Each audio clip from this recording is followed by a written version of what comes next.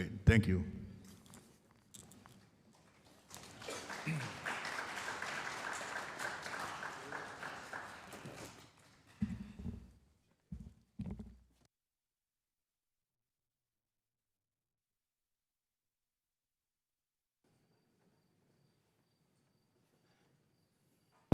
Oh, here we go. Here we go. I'm on. Check 1 2. Check 1 2. I do this a lot of times during the celebrations of our powwows during the summertime.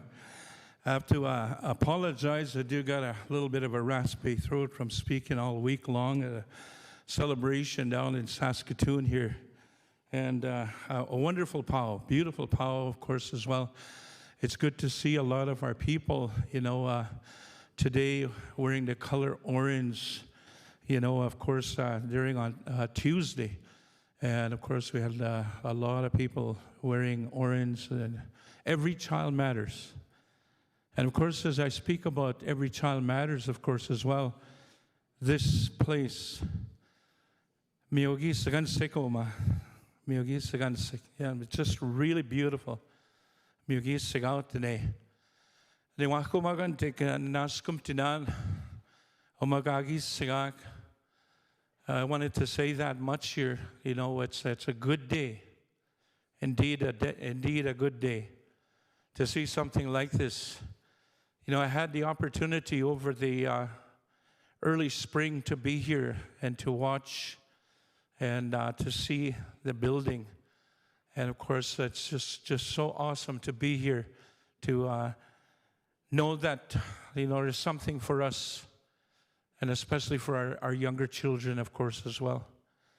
As older folks today, we didn't have a lot of those kind of opportunities, and it's good to see that, our opportunities are extended to our young people now today, and they get that opportunity and that chance to carry on something, that is a part of their traditions and culture, of course, as well.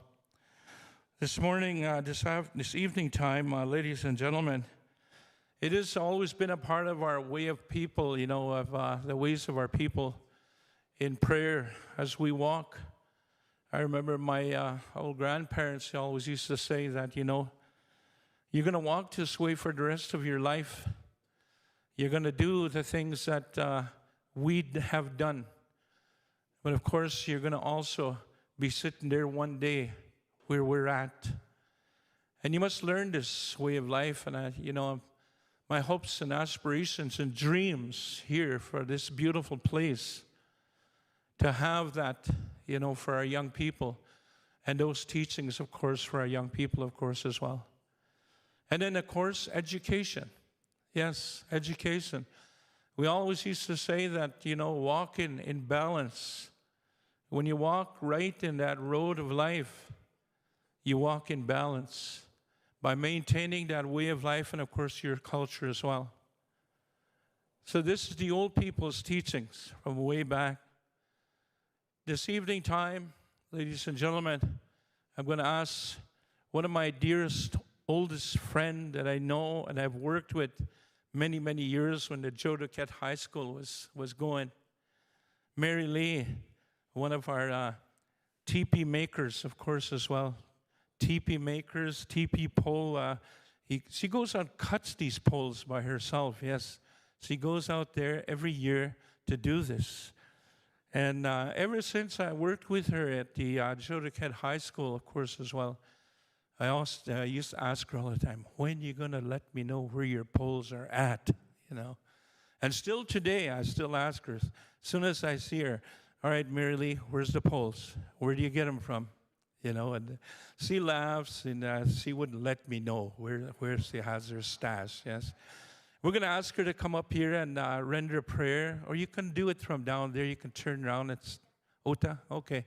I want you to help her out in your own way, people here at this time. And of course, as well, if you want to rise, it's entirely up to you. For those of you who can, we'll pray together here at this time. And as one, the old people used to say, as one, we pray together. We think about loved ones. We think about those that are going through hardship. We think about those with health purposes, of course, as well. We pray for them right here in this way. Iksom.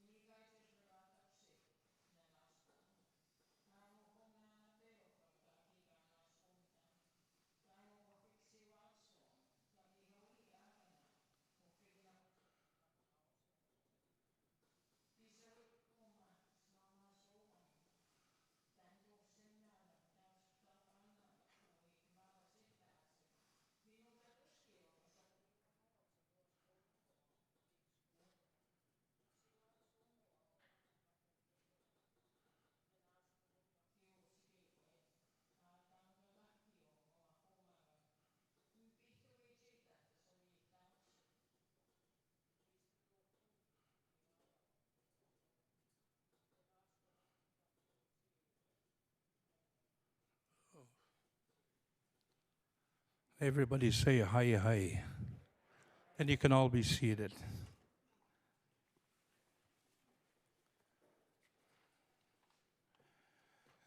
We've had our refreshments already, so we're all good.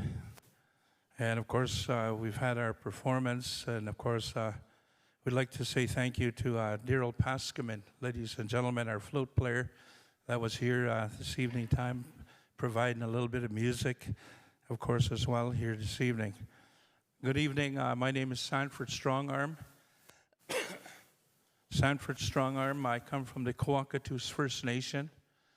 I am just a plain old person. At one time that had wishes within my younger years. I've been in school. I've been in the white schools.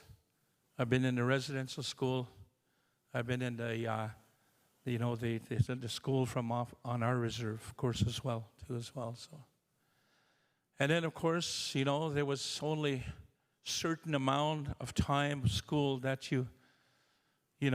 we went, and then, of course, after that, we had to work, in order to make ends meet at the end of the day. So today, ladies and gentlemen, that's why I cherish these times. Of course, as an elderly man, I am 66 years old now. It was probably, I could remember when I was 3 years old. I could remember when I was watching the old ceremonies back in the day. I was 3 years old. Can anybody remember that far back? It's very tough, to remember things in that, in your younger years. But of course, we got the opportunity to be within the school systems, of course, as well. I was also with the Catholic school. I was in Catholic school when I was younger, of course, as well. Up till I was about grade 8, and then I moved on into a Raymore. It was a public school. And of course, I also was a part of the residential school of George Gordon First Nation. So these are some of the things, that I've come to see over the years, but also as well, it's a lot of good things. And at this time, ladies and gentlemen here, we'd like to call at this time Phelan Baptiste, to come and do some Cree songs. You're singing Cree, yes. Right on, that's so awesome. Ladies and gentlemen, let's give her a round of applause at this time.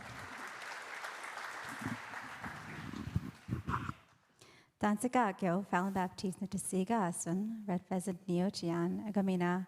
My mother is from Cumberland House, Saskatchewan. Nikiskanomagean Uta, Saskatoon for the Greater Saskatoon Catholic Schools. I'm a teacher as well here in the city. I work out of Edifien High School, and I'm very happy to be here. I want to thank Kukum for her prayer, Agamina, Mr. Pascaman for his songs, and all of you who are here today. I will share a few songs from my album. My album is called Nige, or a Home, and it's a little bit of a journal of my journey through life. And as we all come here today, we all started, we were born, we had a mother, we were children, teenagers, adults, and life isn't a straight line. We start at some point, and we think, okay, I'm going to go there, but Meskano, or the road, is always winding, and we never really end up where we think we were going to be. And so the first song that I'm going to sing is called Home, and it was inspired by, I read a book by Michelle Good called Five Little Indians, and that was about the same time that the findings were coming out with the Truth and Reconciliation Commission.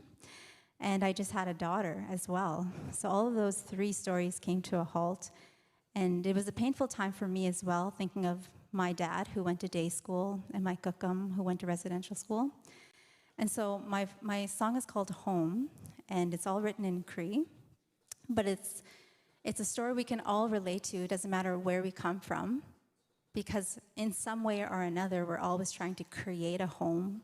We're always trying to find a home, whether it's in a person or a place. And ultimately, we all journey the same place. We go to our final home, right? We return back to the Creator. And so the song starts off with somebody finding themselves lost, or remembering when they were a child, finding themselves lost, looking within, finding strength in prayer, finding strength in those who came before them, and then ultimately returning to home, whether that's in a physical place or with a family or a chosen family, or that final home that we'll all go to someday. So this is Home.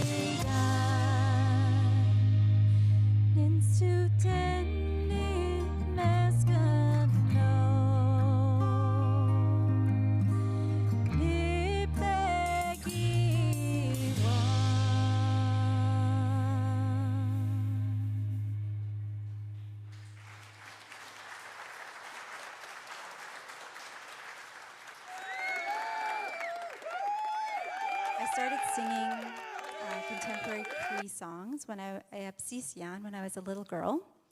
There was a ministry team that came to my First Nation, Red Pheasant First Nation, where I grew up. And they were very, very motivated to create that relationship. What we talk about now in terms of truth and reconciliation and creating wāgūtuin or relationship, they were an early version of that before it is the movement that we are a part of now. And so there was 2 nuns, 2 sisters, and a priest who learned the language, and they never wanted to impose. They wanted to build a hybrid relationship between the 2 ways of prayer. And so they brought in gospel hymns that were already translated into the Cree language, and that would have been translated far back by missionary teams that came in. And that's how I learned to read Cree, because reading Cree and SRO is a different, arduous task in itself, because my parents were both first language Cree speakers, and they only spoke the language, they didn't write it. And then full circle, I would later go back to school. This is my this is my teacher, Dr. Kevin Lewis, and I learned how to teach the language, even though I was fluent, but being able to teach it is, again, a different bag of beans altogether. And so as a little girl, I learned to sing contemporary songs, Amazing Grace, How Great Thou Art, in Cree, from songs that were already translated by the church from way back when. And so that inspired me to write contemporary music. So the last song that I'll sing is a song that I wrote on behalf of the matriarchs, our mothers, our grandmothers, and the influence that they have on us as Nehiawak, or Cree people, First Nation people, or all people. Women are the givers of life, and they are to be respected and loved. You know, the strong societies with places that respect women, all of that community is strong. And so the song starts off about my mother being strong, and the road that she walked, and then all women being strong because they carry life. And then the chorus is all about Mantu, our Creator gives us mothers to love. They're strong, all women, to be respected here on earth. And then it goes on to say that we have to take care of them, they take care of us. In our hearts, we have to hold our mothers and our women and to always love them. And then the chorus goes back to saying what Creator gave us. And it's called Here on Earth.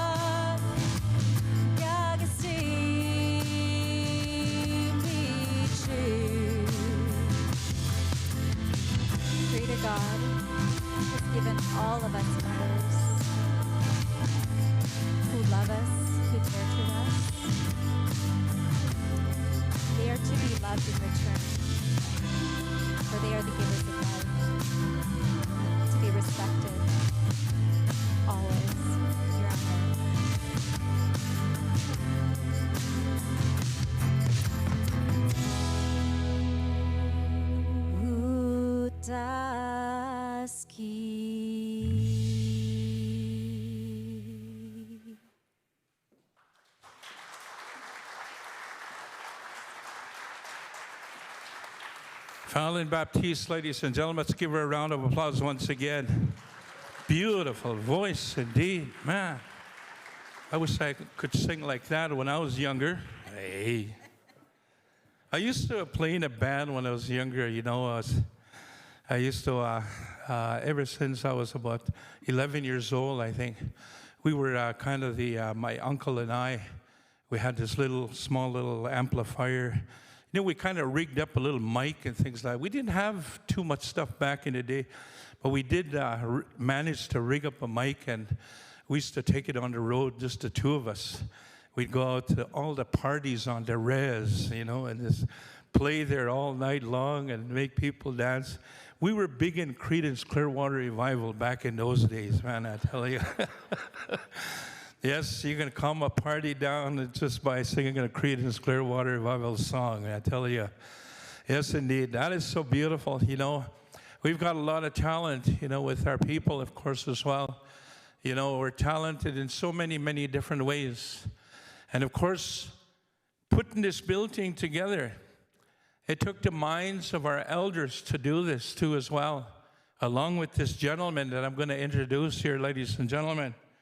He goes by the name of Dr. Kevin Lewis.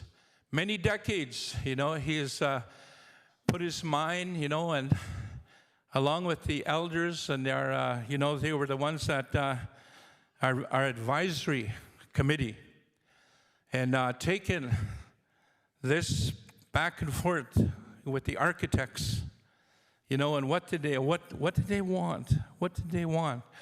And Mary Lee was also a part of that, of course. Were you a part of this?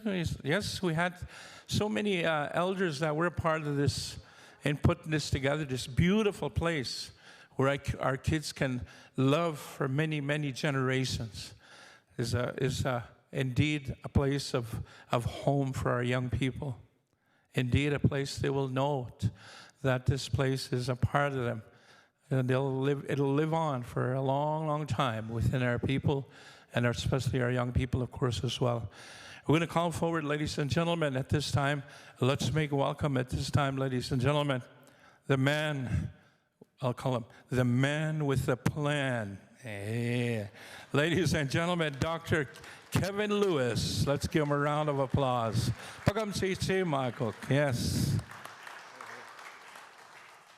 Oh, he's.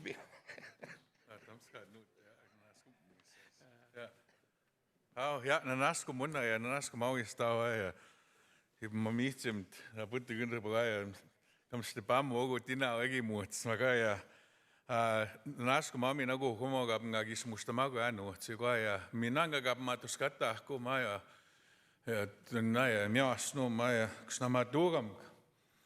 Kunisa ja ngatuskati nanta pui. Yugo kaya tiwia Gordon Martello, Dr. Gordon Martello. Kaya tiguan give matuska tum dalvinastis biega na nisa siga sugaya gihte gange gahkio mina ka mui hato ste tuskata mo kiguan ga architects mian ga mui to skimi tig minan ga kutaga kaniganista kumaya Greater Catholic School Board so ga exam ya wasaga suman tikon iwan uskapi usanan into magaya kisn stekoski ga Tanti uskapi usuta ja kan gamustamat na ogi ko inista ja ekskisiano ma kas pauidota mo ma ja kiitsigam ku mapie ngitagihti no ma eksingisigati inista usamu ga upassuguta kani pootsigu ke mino ga ja wihtawasun ittagun atayokan ittagun ka keegi wesko atsa kagi ksnamagi wes kichigi we tas kutsmina spimioguta muasgami nangaya kani potsigu ke tas kut imamo kunoim gura kakio ksingitoan so just wanted to give burda roskap usana kism stegoski goya biswa if he has a drum or if there's a drum here somewhere I can use and then I'll give the backgrounder to this Tanya Humaya ganimita tsigoasa kisigati, right? The backgrounder of why the name of the children are dancing. Ayema na tayo kanu miguap itagog miguap bihius mogam sigatio ugi taugam kiapits ninan tutinan yugoy so that's the it's called the Chicken Dance Lodge. Yugoy piegok tagwa humagan no nihi ogo magyano gaituyan uman utspogoyan Winnipego utapuyan igo umute soim tsiguma pogoyan buskinsi mang busuipa hingis kote ya mugas ka tuhuyan igo ya turmami tsigo gisoim tsigum simag busuipskin maga uhuta ya no humo gimikstamu utuma igo tap toman buskin igo gispinum ga mihta ego gahki ohe kitasti ego wapagonia das gutsama pegoni ja tsumstata go ikskitaman tanti uhtsian waguhtuun ikskitaman aksimantuun wagumau mamo gawe mam wagumau gisgaupi sem pisogo juuten minogat niugatitse kahki oassaga nutugata jo kanmina natamag loga kahki oga mo waguhtuun ikskitamig yugo kaya tigo muto pigenawassu Ewama yuirota mataskuts, ewumum muhtsaya ksnamatugam kitaguk. All right, so I'm not going to translate all of it because the boss said they'll translate it afterwards. But there is that story with one of our relatives. We still do that lodge up in where I come from, Shtukskawaisik. So I would come from the place of the Little Islands. And then so they would address me as Msukskawinis, the person from the Little Islands. And then that song, this song is associated in that lodge. And then in that lodge there's this one of our relatives, there's Ice Age stories in there. And then I guess even flood stories in that lodge that we remember. Mayeganen is involved, the wolf is involved, the bear is involved. The flyers, the owl is involved in that lodge. The thunder beings, the dancing thunderbird is associated in that lodge as well. And then Nyanims, and then the ones Nyanims raised are the ones he learned how to dance, the ones that learned how to sing, the ones that learned how to hunt, why we're very athletic, why we can, we have lots of energy. And then those are the little ones that are going to be running around here. And in Ugihtawak, that's what we call them. The ones with the special heart, ugihtau. Ugihtauskuk, yugunigmina. You don't want to mess with them, actually. You know, the women warriors will say. And then the women warriors were actually, here's one right here walking, and then they're all right here in the front. So those are the ones, when they want things done, those are the ones that we listen to as men. So when our Kitsoamnog, which is our cousins from across the waters all over the place,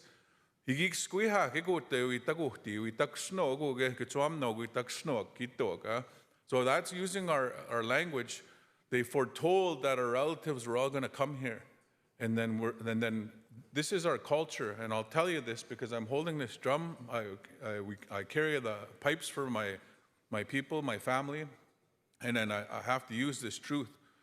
When you come into our community, let's say we come to my home, we have an immersion school like this, but not as beautiful as this. But we have the lodge keepers there. We have the actual lodges there, and we can set them up. We have the pipe carriers there. We have the singers there. And then what we're trying to do is we're trying to create more of these young people that'll be able to follow the ladies, the women. That's where our governance comes from. That's where our nations come from. So when the Kataguhti Tsugogutamnog, we didn't ask any of them if you guys were hungry or if you guys were thirsty. And then watch, if you guys come visit us in our communities, those kids, they're going to treat you like a family. They're going to treat you, they're not even going to ask if you're hungry. They'll give you food, they'll give you moose, they'll give you a fish. They're not going to ask you if you're thirsty. They're going to give you our teas, our medicines. And then we haven't stopped doing that. You see how old that is? That's the way we are. We don't kick you guys out of here if you're not treating us right. We'll still continue, just like the elders here, they'll continue praying for you. Despite Canada saying you're not supposed to be praying with that language. I'm not even supposed to be able to use my language right now. I went to residential school. I was at tail end of it. I wasn't supposed to be knowing how to sing these old songs. I wasn't supposed to know how to cut for those lodges or work for those old men and then listen to these old ladies. I wasn't be able, it was outlawed in Canada. So we have to teach that. And then we have to do things like underneath here of an orange shirt on. And then all this representation, every day, every child matters. In Ouagadougou, there was one of my relatives was the principal there, and he said there was German kids from like Germany that were new settler Canadians. And then the one German lady wanted her kids to go into that school to learn Cree. Isn't that amazing? So we want to open this school not just for Cree people, but just for everybody, because every child matters, right? We're privileging the languages. We're privileging these songs now. And she's right. She said, I'm so happy, I'm blessed that I get to see this. I'm so happy that I get to see a place like this where we'll privilege our languages, our songs. And then tomorrow, 11:30, I think, they're going to be smoking the pipe. So that's another blessing. And then what we're doing is, okay? I'm going to sing a chicken dance song. And then it's an old song, it's a morning song. And then it's an old treaty that we made with that lodge. There's a whole bunch of stories that are associated with that lodge. And then if you can stand up, it's really easy to dance with this one. And it's just a step like this, right? If you can do that, you can join me. And then what we'll do, so it's a caller. And then what I'm doing is I'm calling all our ancestors here to come join us as we gather in a good way today, and then also for gathering tomorrow. And then they're going to call some other things here, and then that's what that pipe ceremony is about, right? So Maya, Gospawi Taigano. I'm still a ski.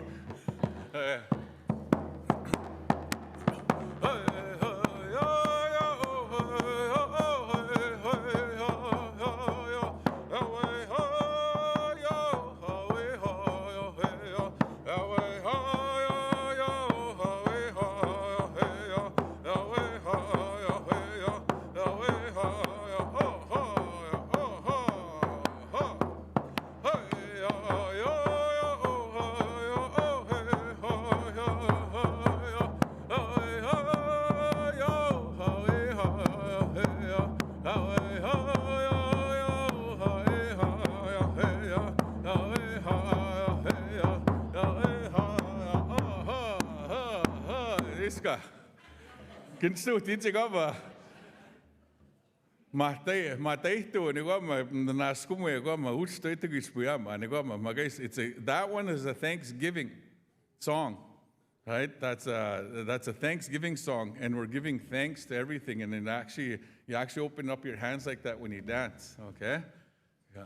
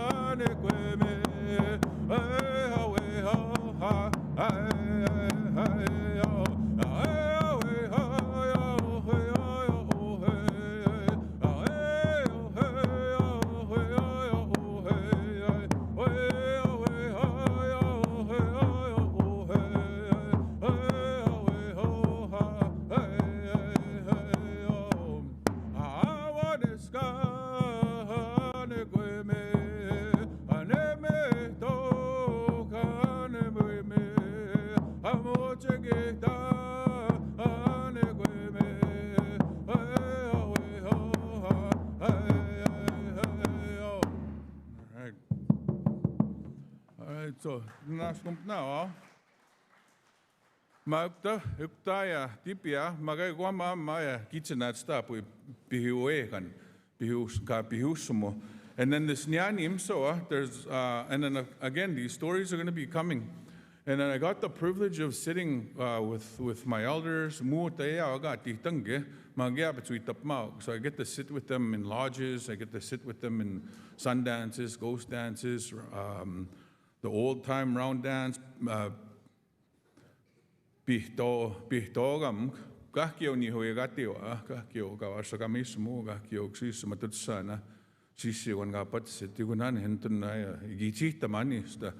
Igoikti ni hiana muimano igatsama mugatsin tapchita na Dr. Kevin Lewis iguti muimana tapatina neguti tap do tango itap maugite gisk samagoya nang ngapamihawgite.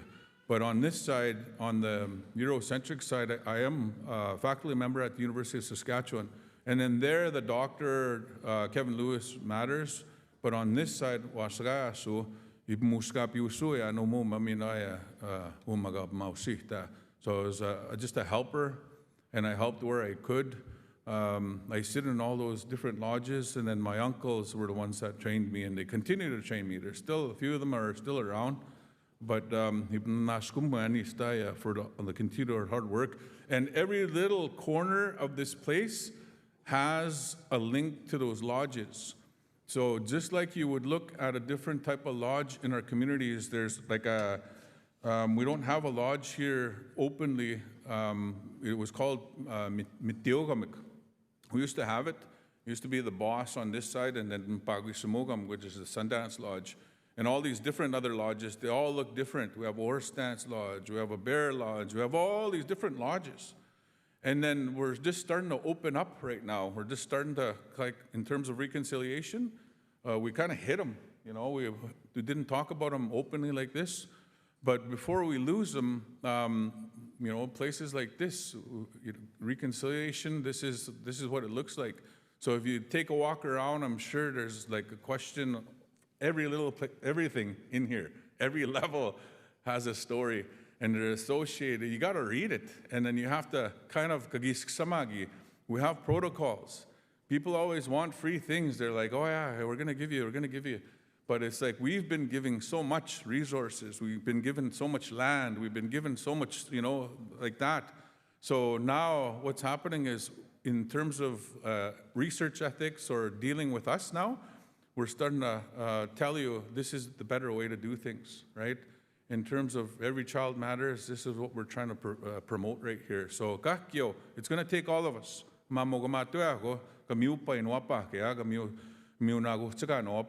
It's going to take all of us, and we'll have a better future, a better tomorrow. So, and then thank you for showing up for this.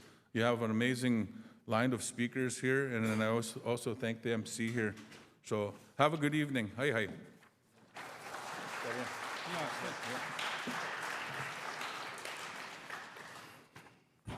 Well, that was fun. That was fun. I'm going to sing you a song to you. You're all going to dance. Oh, no, I'm just kidding.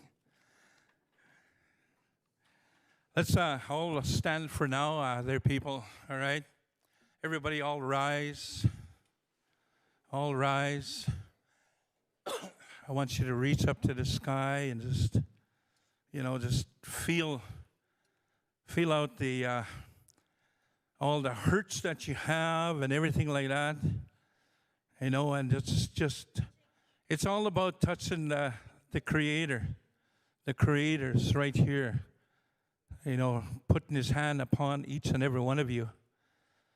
And then, of course, what I do is back in the powwows, some of the celebrations, I get the people to take their shoes off and, just put your feet on the ground. Be grounded, right? Mother Earth is the one that provides all that, goodness, throughout the summer months. All the growth is there, but it also feeds that spirit and that medicine within you. So these are some of the good teachings that I was told, a long time ago too as well. All right, you can all be seated at this time. Yes. I always talk about this when I'm an MC at a powwow celebration. People don't listen to me. I talk like I like to talk. I like to speak. And I want to, do all the things that are necessary to get across to our young people. And over these probably well over 30 years, I've been working within the school systems. Just working alongside young people and just bringing a lot of survival skills and, teachings of regalia, as, Mary Lee had talked about, and making stuff, that are necessary for our young people to go out there and maintain that way of cultural traditions, of course, as well. I was really amazed, over a couple years ago, I working alongside children, of course, as well. One day we had a giveaway, and we usually put all these toys in the middle, and then we call all the kids, and they come from all four directions, just like a big stampede, and they dive into the all the little toys and everything like this, and pretty soon you got gifts flying and kids are crying and everything like that. So I decided to take them in a whole different direction, right? So I said, children, I want you to get up and I want you to follow me. So I took them all the way down the ice, on the other side, the skating rink, and I made a turn.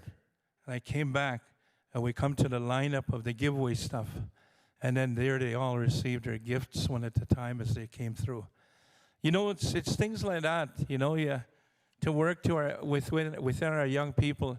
It takes a lot to work with them, of course, as well. But we know, in fact, they're learning, they're hearing, they're seeing, and they're, of course, they're following along with all the teachings that we have as people. So at this time, ladies and gentlemen, here this evening time, we'd like to focus on the importance of language and culture in our young Indigenous students. We'd like to call upon Roberta McIntyre at this time to come on over this way to come and say a few words at this time. Is she here?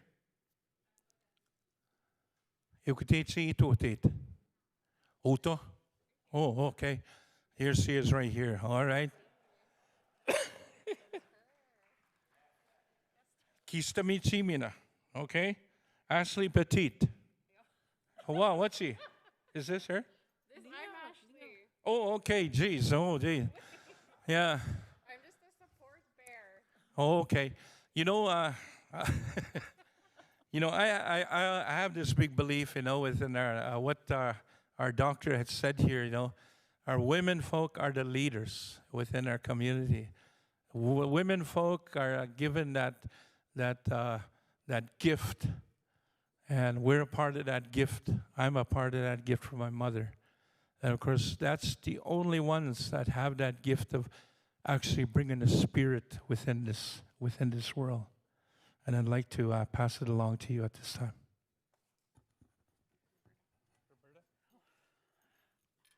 Tanse. Roberta Carrier, actually Carrier ni Senega son. Queste mamitsin ni square was kaigani kotse. I mean a swampy green ni piggy squan. Go ask. I get nervous, but I'm gonna start with. I moved to the city. I don't know how many years ago, but I remember not long after I moved into the city, my kids were still small, so we were driving about the city, and I seen this great big sign. It said, St. Francis Cree Bilingual School, bus provided. And I stopped and I said, what? I actually passed that sign. And because I read it last minute, I couldn't have the details, and I could not remember for a long time where that sign was. And just driving around, and I finally found it, and I can't remember who I was with, but I told her, stop. I took a picture, or did we have cell phones then? I don't remember. I think I wrote it down. But anyway, I wrote it down, and I called her right away. And when I called, I don't remember who I talked to, they said, yes, it's Cree bilingual, but it's only up to grade 4. Right now. That was then. This was like, I think 15 years ago. I can't remember. And I was kind of disappointed because, I have other kids, and I said, they're only going to go up to grade 4? So the lady talked to me and all that, and she said, but in the future, it might change. It's going to change. It could change in the future. So I got my kids in there. I got them registered, and they started going. And I think every year it was a change. Every year it started changing. First it was the grade 4, and then they started. It went up each year. It went up a level, and then throughout the years, like it's just. I'm so emotionally connected to this building. First of all, I should have started off that I am one of the parent advocacy members. There was 4 of us. I don't know if we're called the original 4, although they're not here tonight. But they're with me because we started. Actually, there was about 7 or 8 of us throughout the years when we first started. So when I very started this committee, Darren was there, and he's still here. Hang on, I get nervous. Like I said, I'm very emotionally connected to this building, and I'm getting very emotional right now. Like from the start, when I first brought my kids to the school. When we were smudging in the gym, there was just like 1 row. Like remember I said, it started growing each year, it changed, it added more enrollment came. And there ended up being 2 rows in the gym, in the little gym in McPherson Avenue. Then there was 3. Then there was 4 rows. There's so many kids that were wanting to, parents wanted to bring their kids to the Ganina Wechik. Ganita Nina Wechik. I can't remember how long have we been in this committee. 10 years? Has it been 10 years, Ashley? What? 15 years. Oh my goodness. I remember when I first started, there was about 7 of us parents. Some of them have moved on. They've just moved on, or their kids have outgrown. Because we only had grade 8 then at the time. But the 4 of us. There's JC Sutherland, Rosemary Turk, CC Baptiste, and myself. We were there, and we never really left until this. I know I can't even, they asked me, the very first day I came, I brought my grandkids. I brought my grandkids to register, and they asked me, Roberta, how do you feel? I couldn't even put the words together. I didn't have the words. I was so emotional. And I did a Honeycut Studios interviewed me. I don't remember what I said. All I remember was Ashley was crying behind me. So I don't know what I said. So, but like I said, I get nervous and I carry on and blab. But it's such seeing this building from the old building. Like I was also an employee in that old building. You know, we used to the teachers and the EAs would be a long lineup of only 2 bathrooms, staff bathrooms, and waiting. And some of us would run back to our classrooms and come back to see if the line got shorter. And now, like, walk around like there's washrooms everywhere. Like, just those were some of the struggles, the kids, the parents, you know, how do you say that?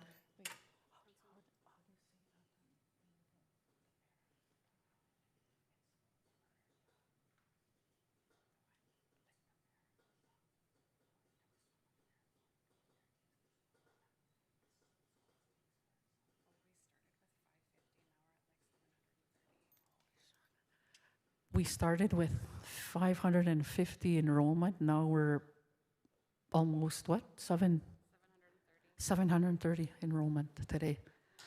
Yes. Like, we came a long way. We fought a long way. We fought hard. Like, we were right in there with what was the government? What was the minister's name back then? Huh? I don't know either. I forget the minister, but I was sitting in the meetings and just, I can't remember his name. But anyway, I'm getting too emotional here. Like I said, I'm emotionally connected to the school because we fought from the beginning. We fought loud, and we fought proud. We didn't give up. And you know, because we didn't give up, we persevered, and now our Indigenous children have a home for the future, where they can be proud and speak Cree. You know, when Dr. Lewis was speaking, you know, I was just in admiration of how fluent he was in speaking. I know, and I remember when I first started the committee, they kind of asked, like, why? Well, like, kind of why? Why do you want to be part of it? And you know, and I said, my biggest fear as a proud, fluent Cree speaker is that one day our kids are silenced from not knowing the language. So that was my big reason for, you know, fighting for 15 years to get to where we're sitting at right now. So, you know, as I can't even explain how proud I am of myself, us 4. You know, I'm prouder that, you know, my grandsons are here. And my grandson taught me today, like, he took his mom is here, and he was so proud to show his mom the school because she hasn't seen the school yet, and she took us about and took him around. And he told me, he says, you know, the bottom, this floor, represents the earth, the ground. The second floor is the grass. And the third floor is the sky, the stars. So each level has the name. I can't remember the names, but they're in Cree, but that's what they represent. Huh? Asini, Aski, and Achagusak. Yes, Asini. This is Asini, right? This is Asini, and Aski is the middle, and Achagusak is the top. I don't know if I made sense to anything because I'm nervous. But I will say something. I just spotted her way over there. I'm proud to say that me and Fallon, we're first cousins. Our moms are sisters. So proud to say that, yes. So just, our language is so important, and my fear is our kids won't be able to speak Korean, for years to come. Like this is going to be a safe place. This is going to be home. This is going to be their home for years, and like their children, my grandchildren's children are going to come. My Chabans will be here. I'm so proud of that moment. I don't know if I'll see that day, but as a parent committee who fought with the 3 others, I'm gonna be part of that. I'm always gonna be connected to this. I'm always gonna be part of it. And that's what makes me proud as a parent committee. So thank you all for listening.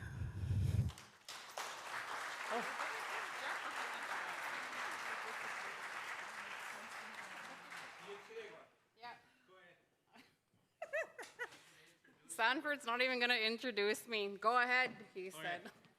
I'll introduce you. All right. I'll have to think of something to say about you, though. Wait till I'm going to Google it. No, I'm just kidding. Ladies and gentlemen, I'd like to say thank you, of course, as well to Roberta.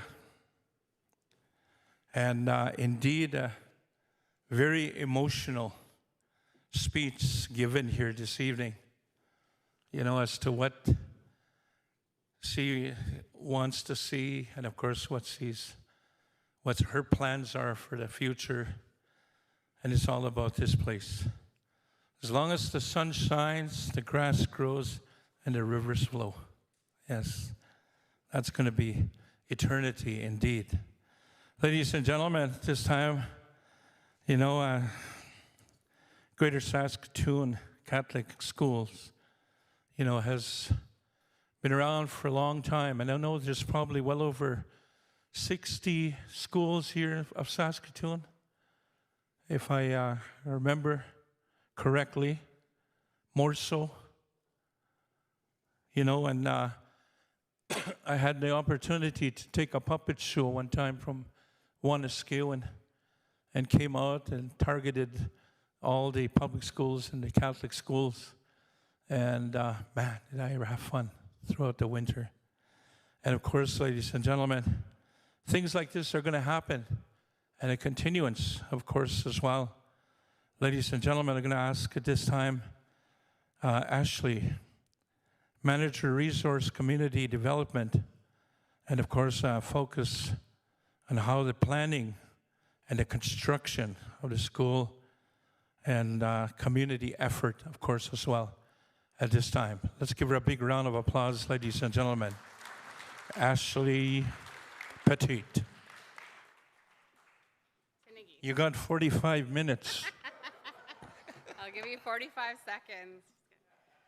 Ashley Petit Nasigason, Mustasawapa Sikutsinia, Egwa Greater Saskatoon Catholic Schools at Tuscan, Niuma Manager of Community and Resource Development. And so I am a very proud First Nations woman from Northern Saskatchewan and Treaty 10 territory. I have been with this project for 3.5 years, seeing this building in blueprint come to life and breathing with life and students and staff in here. With the elders and the language, it has been absolutely tremendous, and I'm truly honored to be part of this project, especially with our Kitayak, our old ones. So this beautiful ribbon skirt that you're seeing up here, I had the honor of designing with Cook Mary Lee. And so every aspect of this building is meant to be a teaching tool. And so like Dr. Kevin Lewis said, like every corner of this building through architecture or the construction company went through the elders. And so even like the colors that you see, and so this building, the ground is browns and naturals, the middle is greens, and then the top is blue.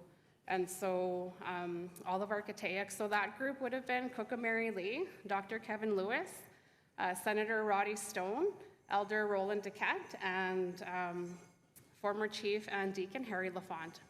And so there was a tremendous group, and every time that the architects had a question or Graham Construction, we would bring them together and we would go through these processes. So this building came from community development, and so community consultations, staff consultations, consultations with the student. There was a process of a renaming, and so it used to be St. Francis Cree Bilingual School. It is now Awasasa Kanamitochik St. Francis School.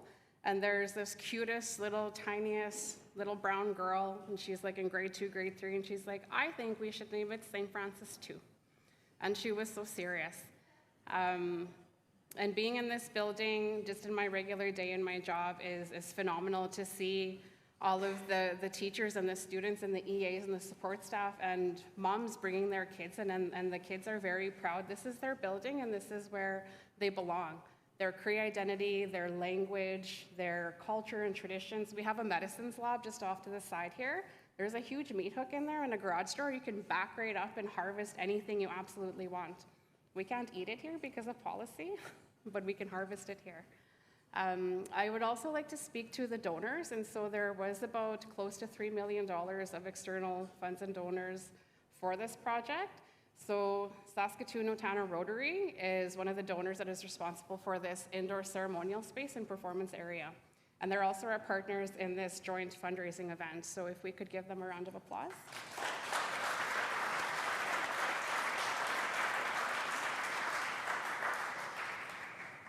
So we also did a lot of ceremony. Mushum John is here. Mushum John is one of the resident elders. And I went out. We are also going to have an outdoor powwow and arbor space. We will have a mystic, which is a white poplar, which is the chief pole. And I had the privilege of going out with the two Mushums to go and harvest that. Mushum John and I went out to go harvest the grandfather rock that is outside on the front of the building. And then I've also done a lot of consultations with Mary Lee, sat in with the architects as well as the construction company. And so we went out with Elder Roland Duquette and Mushum John. And so the harvesting of that chief pole is a male ceremony. So I was able to drive out there with them. I wasn't able to participate, and I was trying to be sneaky and parked far enough. And then I actually have a photo of Mushum Roland, and he's coming down the road, and he's like, you go park around the corner, my girl. And I was like, okay, Mushum. So, and then Mushum John had this orange hard hat and this gear and his chainsaw, and then it was something that was supposed to be a 2-day ceremony. It ended up being a 2-week ceremony. And we bought some Norwegian tools to peel the pole, and so that's drying.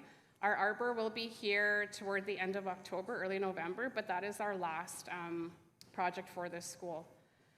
And so, at this time, I'm done speaking, Sanford. I would like to thank everybody who came to show up for our children here for this fundraiser and for our language.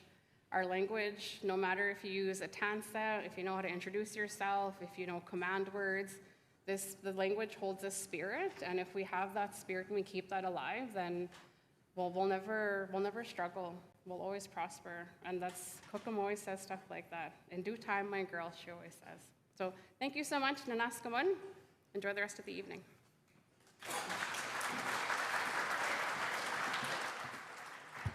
Thank you, Ashley. Big round of applause once again, Ashley. Oh. We'll take a selfie. Yeah, you can take a selfie, yes.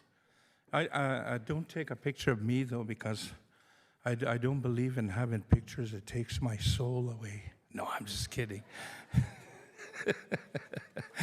Oh, a real old school, right? But anyhow, we're going to call up on, at this time, Jim Gillis, ladies and gentlemen. And of course, focus on the community building and also reconciliation. And we just come through a reconciliation, ladies. 94 recommendations, right? 94 recommendations. And of course, we're doing good. We're really doing good, within our urban centers, our schools.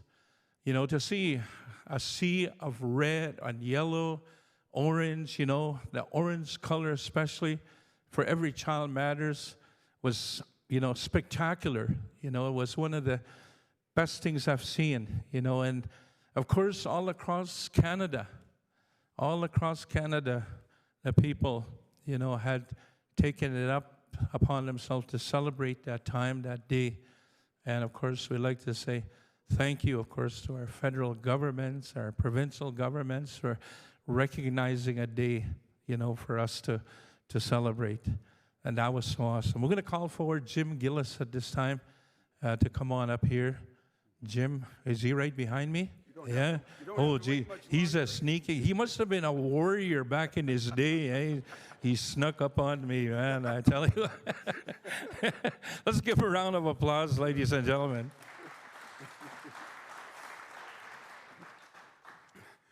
Well, thank you, Sanford, and on behalf of the Saskatoon Newtown Rotary Club, I want to thank everyone here for having come and spent your evening with us. I bring greetings on behalf of our president, Kim Horn, who wasn't able to be here tonight. And I wanted to start off by explaining what Rotary has to do with this place. How did we get involved? A brief history on that. Our club worked for a number of years with the former St. Francis School, and at some point we heard that they were going to build a new school, and we got pretty excited about that. And we put our hands up and said, could we help? And before you knew it, we were in a major partnership relationship with the Greater Saskatoon Catholic Schools, and we are thrilled to be a part of it. We were given a very important role, and the role was to take on and to advocate, I guess, for the whole area of arts and culture, which is one of the main components of the curriculum here. And that's a pretty major responsibility when you think of the importance of culture to the growth of the Indigenous community. And thank Ashley for mentioning that we are at least in part responsible for this space, because this is the cultural space here. This is where it's starting to happen. You're going to see more of it happening tonight, and it's going to keep on happening. That's how we got involved. And of course, there was a financial commitment to that, because one of the goals of the school, as I understand it, is to become a center for innovation and, of course, quality of education. And we know that costs a lot of money. We know that arts and culture are difficult to deliver even under normal circumstances in our school systems. And when you add on to that the layer of bringing special Indigenous culture and education on top of all that, you can appreciate just what the cost is that is involved in that, and the community needs to be involved in supporting that. So yes, we made a financial commitment, but I want to talk about the other commitment that we made. It's not just about money. One of the other objectives, as we understand, of the school was to become a part of Truth and Reconciliation as a member of this community. And that's, I guess, why they asked the Rotary Club and other organizations in the community as well to become involved, because it's a community effort, and we all have to become a part of it.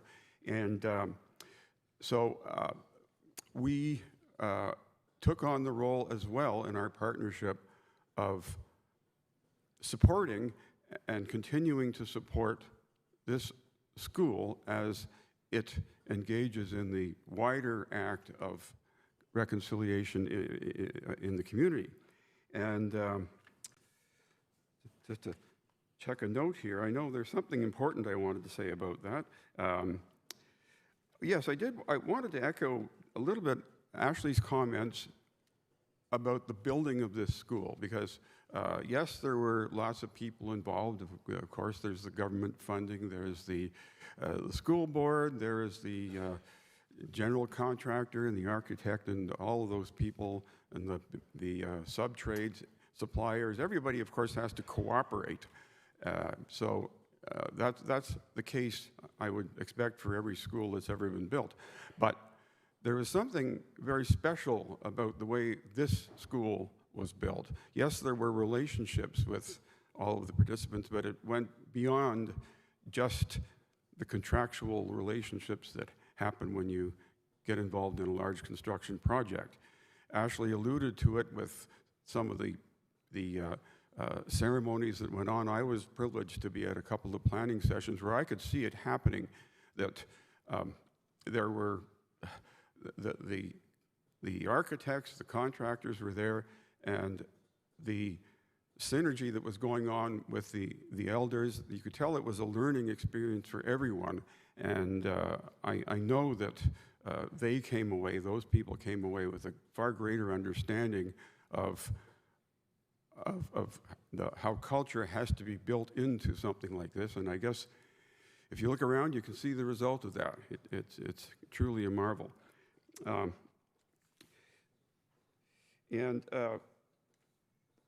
What I wanted to do just in ending my comments, reconciliation is part of what our Rotary Club has been committed to for a number of years, and we were so privileged to be able to get involved in that process through our partnership with this school and with GSCS.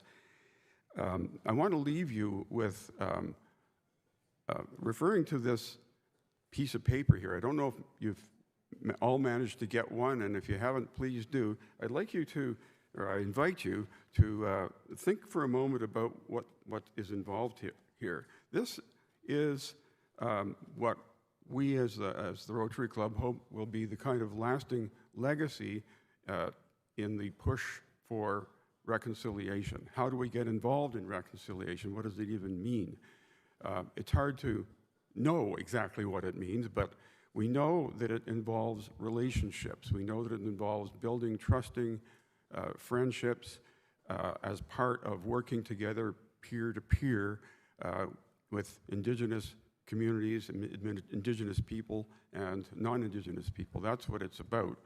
And that's what we are striving for when we, the Rotary Club, founded. I'm going to try this, and I know that Ashley is going to have words for me as I try to pronounce this, and she'll tell me how I should have pronounced it. Where is she? Oh, she's gone. She doesn't even want to hear it, I don't think. It's the name of what we have created is called Mama Wichitowina. And that means, it's a Cree word that means all helping one another. What we've done is created a fund with the Saskatoon Community Foundation. This is not going to be a huge fund, but it's going to be the center around which we continue to operate. We will have initiatives, and we will be doing things like this, things like all sorts of other things that will build community, and we invite everyone here to please have a look at this. And at the bottom it says, if you want to get involved in reconciliation, this is one pathway that you could follow. If you're interested in being a friend of this initiative, please just send us an email. Contact us at, and the email address is there, it's newtownrotary@gmail.com. Tell us you're interested. We'll keep you informed. And you'll be seeing what we're doing as time goes on. You can also, of course, make donations, and the Saskatoon Community Foundation has made provision for that. There is a link that you'll see here, so please make sure you have one of these, take it home and read it. It's a bit of a fuller story of what we're about than I wanted to take time from you tonight to tell you. And we urge you to do that. We invite you to become part of reconciliation, because clearly that's what this building is. So thank you very much. Thank you all for your support, and we want to hear from you.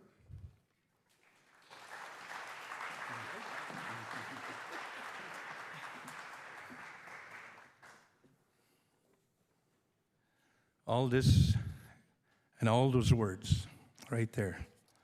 Thank you very much. Indeed,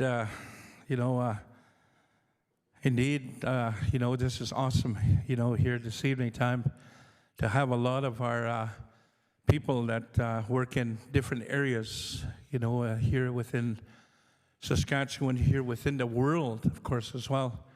And I know the group here, I've attended a few meetings one time, probably about 20 years ago.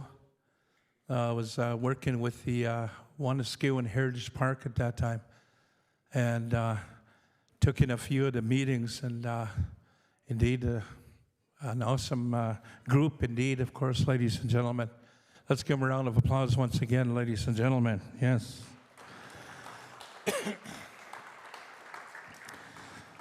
And now, ladies and gentlemen, we're going to have our guest speaker here this evening, ladies and gentlemen.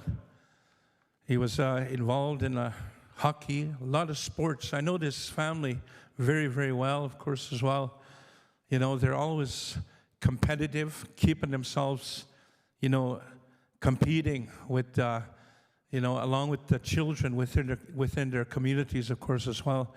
But his family is big in hockey, really, really big in hockey.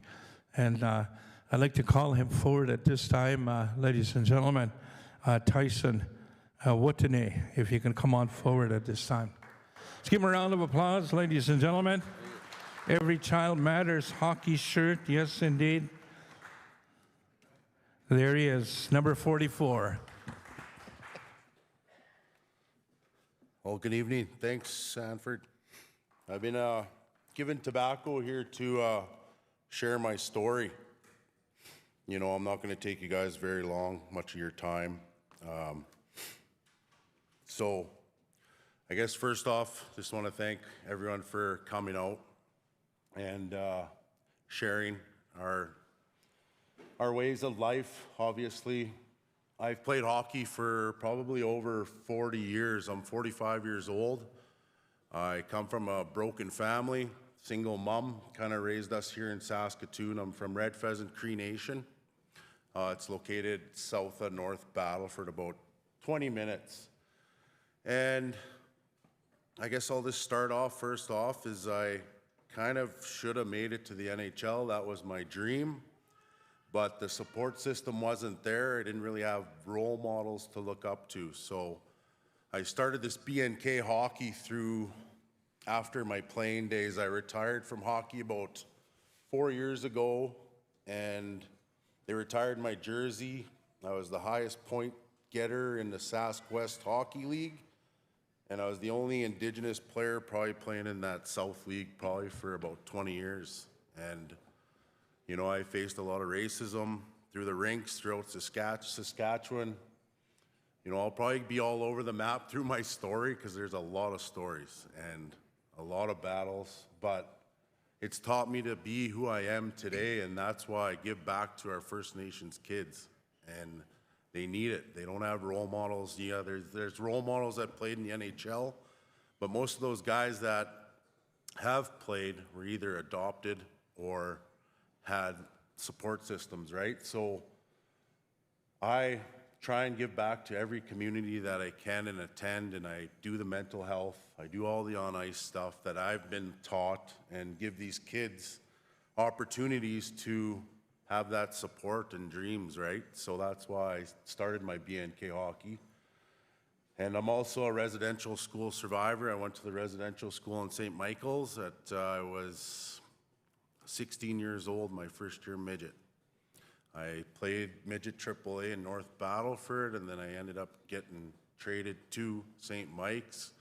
I spent about 3 months there, and you know, I have pity on me for all the residential school in the past that attended. You know, it wasn't even close to what they went through, so have pity on me. And you know, I remember the kitchen was just like you see in a hospital, right? You had a walkway, you get milk, you get cereal. We didn't even really have basic meals. It was spaghetti, cereal, and toast for the whole day.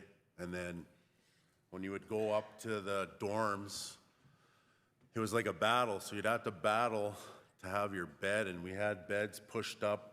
It was kind of an open dorm, right? So you'd have group of people here, group of people here, group of people here, and it was like forts. And you'd have to fend for yourself to get a bed.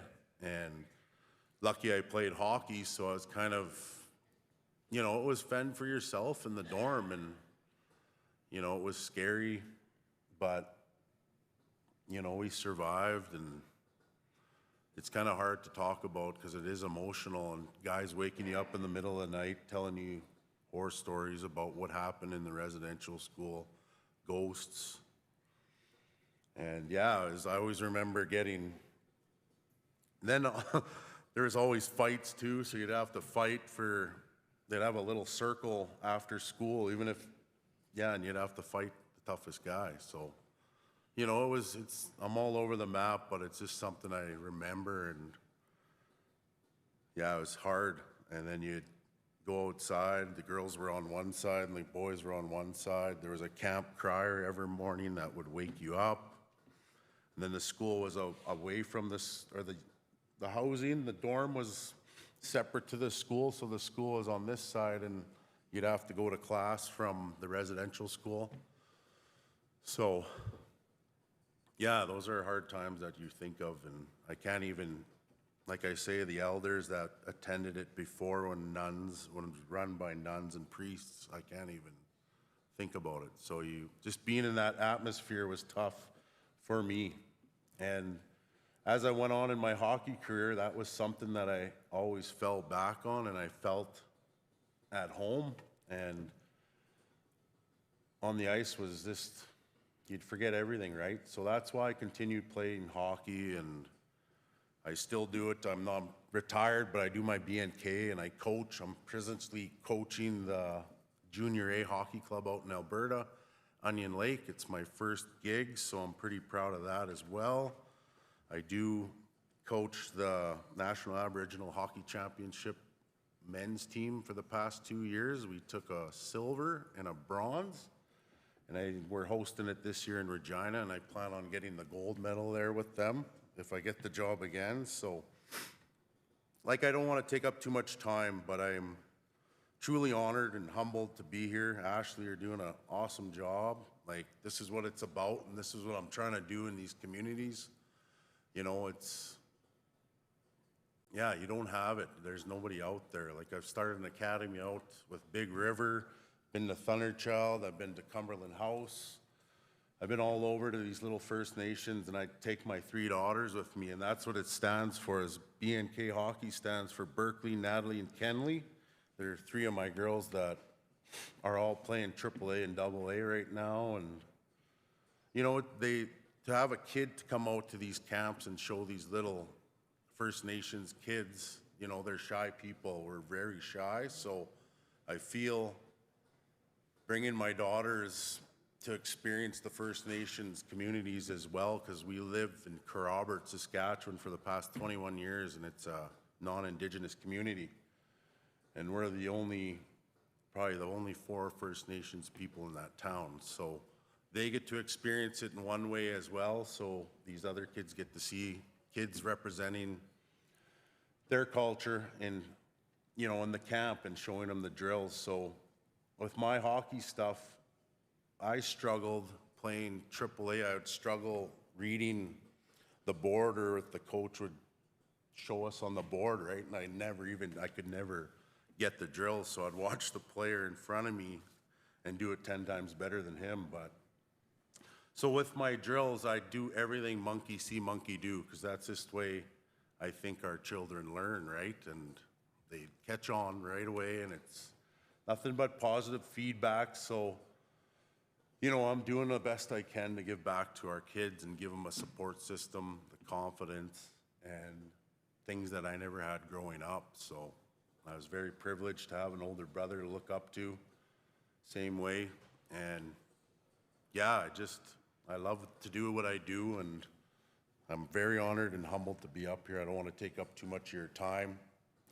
Like I said, I grew up in Saskatoon and went to school here till I was 14, moved away with my dad, drafted in the WHL, played junior.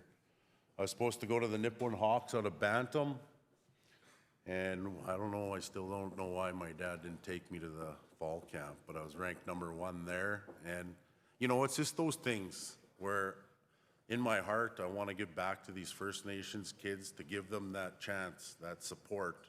You know, I might have never made the NHL, but I know I damn well could have. I've won every big tournament there is.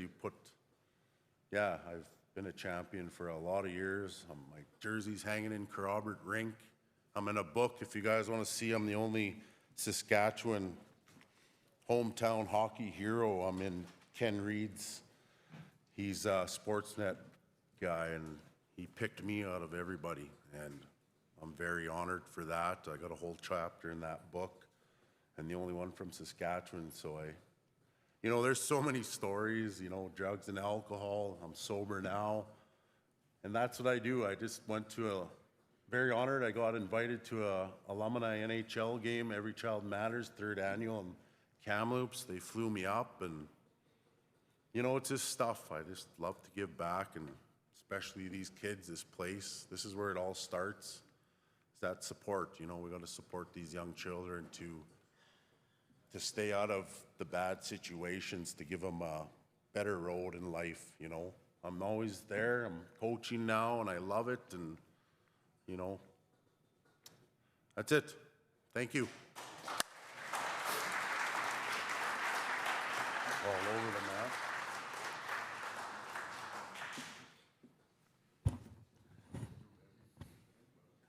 I wish that was me. That is so awesome. Tyson, come out here in the front here at this time.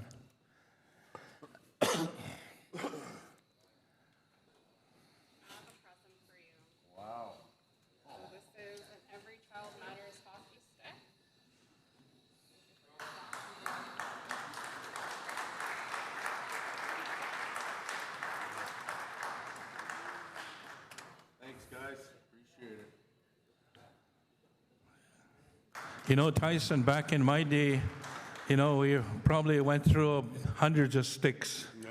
But these are sticks that are actually, they're very expensive, right? They're very expensive. How many sticks have you gone through, Tyson? Oh, a bunch. How much was a stick at that time? Back in the day, were about $150, but they're like $499 now. It's unreal, and the kids want 2, so you're like. Expensive. Indeed, they are, ladies and gentlemen. I would like to say. Sorry, one thing too. I forgot was our flags. Was something I wanted to do was put our First Nations flags in every rink.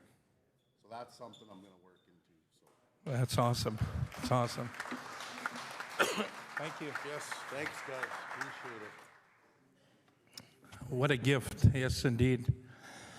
And we'd like to, at this time, ladies and gentlemen, and to introduce, at this time, one of my good friends, and of course, along with the dance troupe that has come along this afternoon, this evening time, before the start of the beginning of the the good words that were messages that were brought here, of course, as well. We had one of our good friends from down in the Sweetgrass area, Daryl Pascaman, and playing some flute here, of course, as well.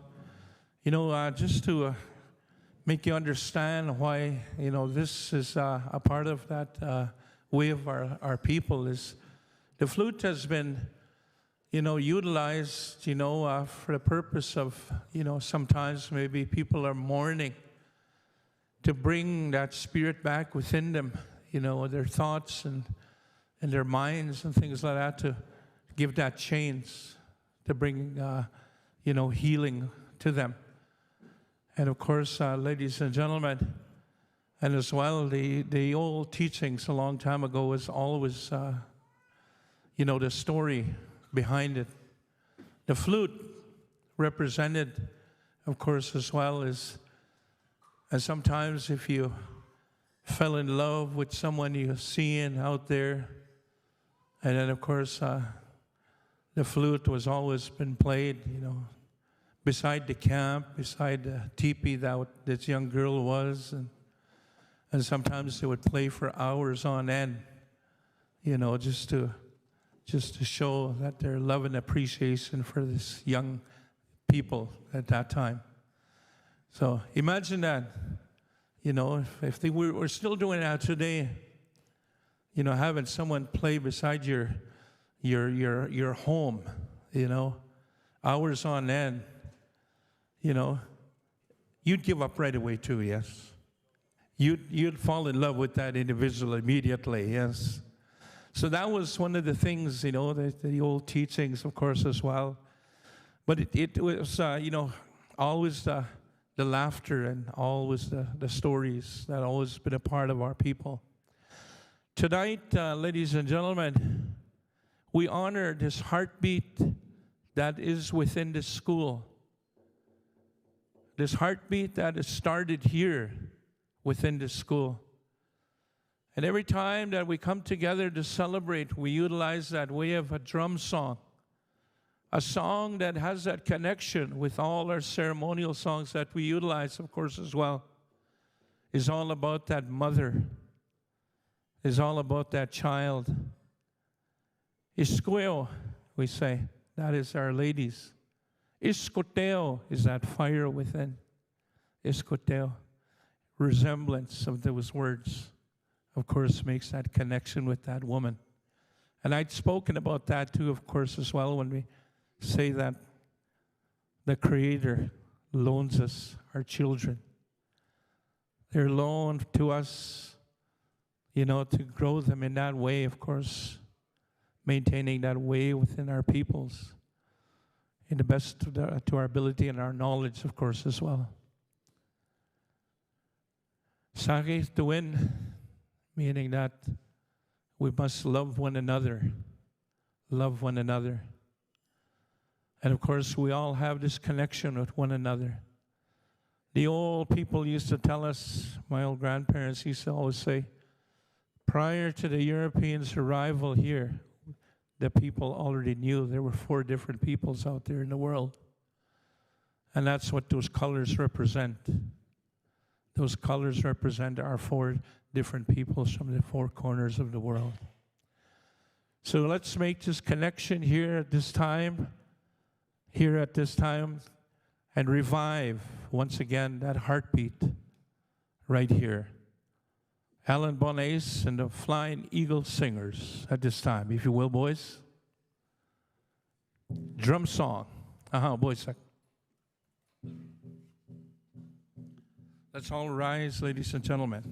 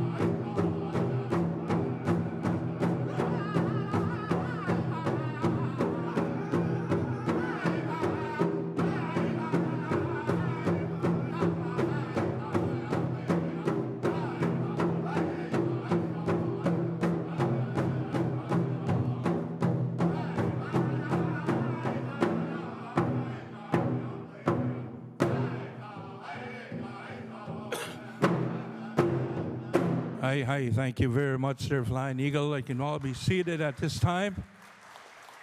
All right, we're going to get right into our dance performance, ladies and gentlemen, here this evening. I would like to, at this time, maybe if we can take care of the, we're going to leave it? All right, okay. We got a little room right here. That's okay.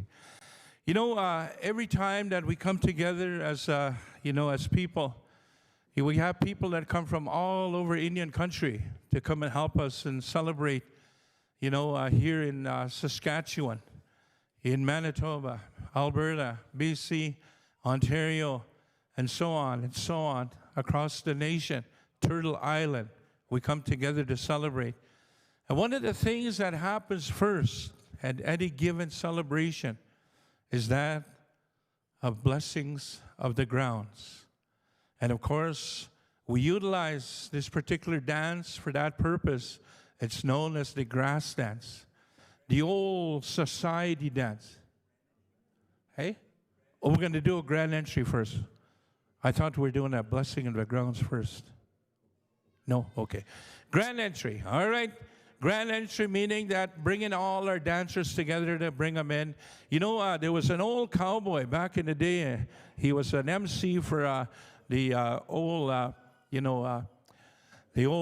way of rodeos and things like that back in the day. In the early 1970s, his name was Corky Rosebluff, and he came from the Muscopeta area, in southern Saskatchewan. And we used to have powwows, I remember, back in that time. And of course, the drums were called upon, and they would come and start singing, intertribal singing and things like that. But dancers, once they were all ready to go, they would come out and they would start dancing. So they just kind of started like an intertribal powwow, it's just started in that way. They didn't have the grand entries as of yet.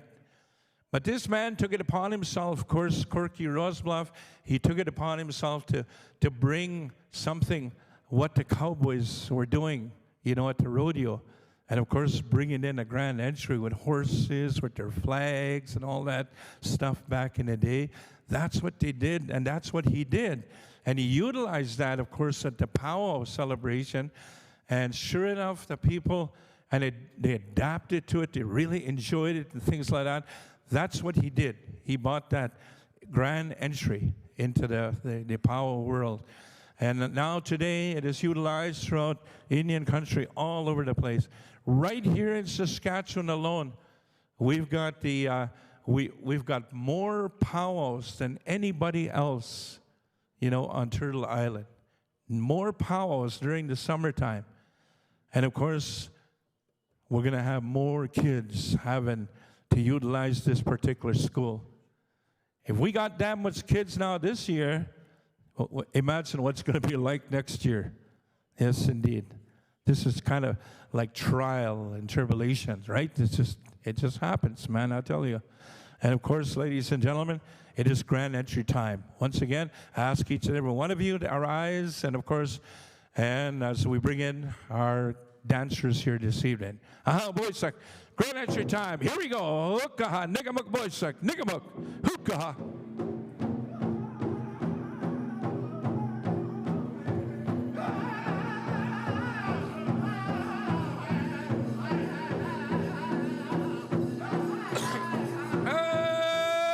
Hey,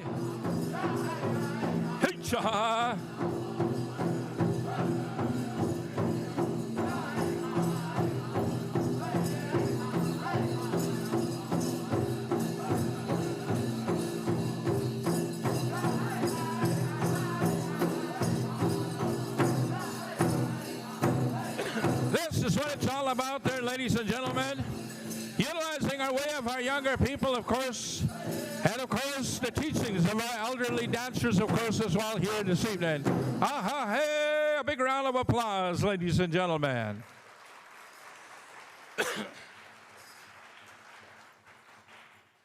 We're going to call our grass dancers. Come on forward at this time.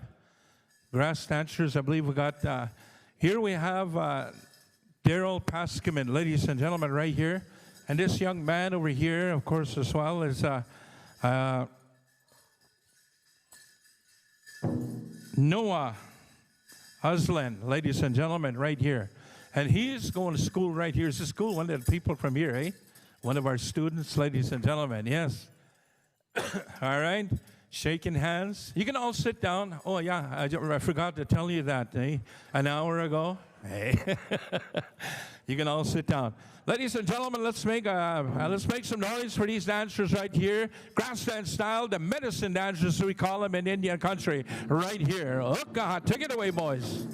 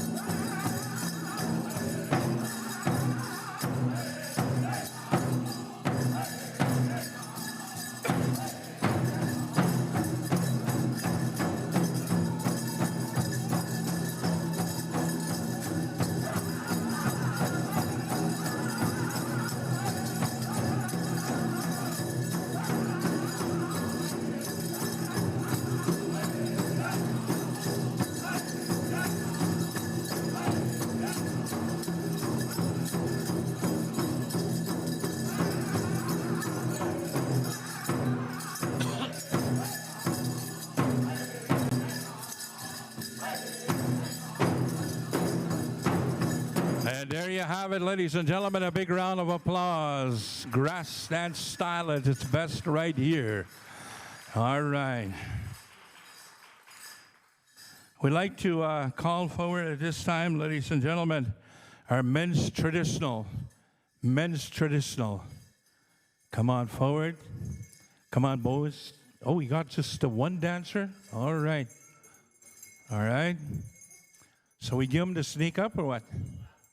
The last song? Okay, we'll leave the men's traditional till the end. Okay, we'll wait for a bit. We do have a men's traditional. He's flying out from New York. He'll be here momentarily. All right, we'll go with our women's jingle. Women's jingle. All right. All right, I want to tell you a little story, ladies and gentlemen, here about this particular dance style, of course, as well. This is a jingle dress style. And in the early 70s, I believe it's 1972, 73, somewhere in that area, there was a lady that came down from the Lake of the Woods area in Ontario that came and shared a story with the people here in Western Canada. She had this jingle dress dance outfit on. And of course, to promote it, for the people, to utilize it for the purpose of medicine. And of course, now today, ladies and gentlemen, man, you should have seen the power this weekend.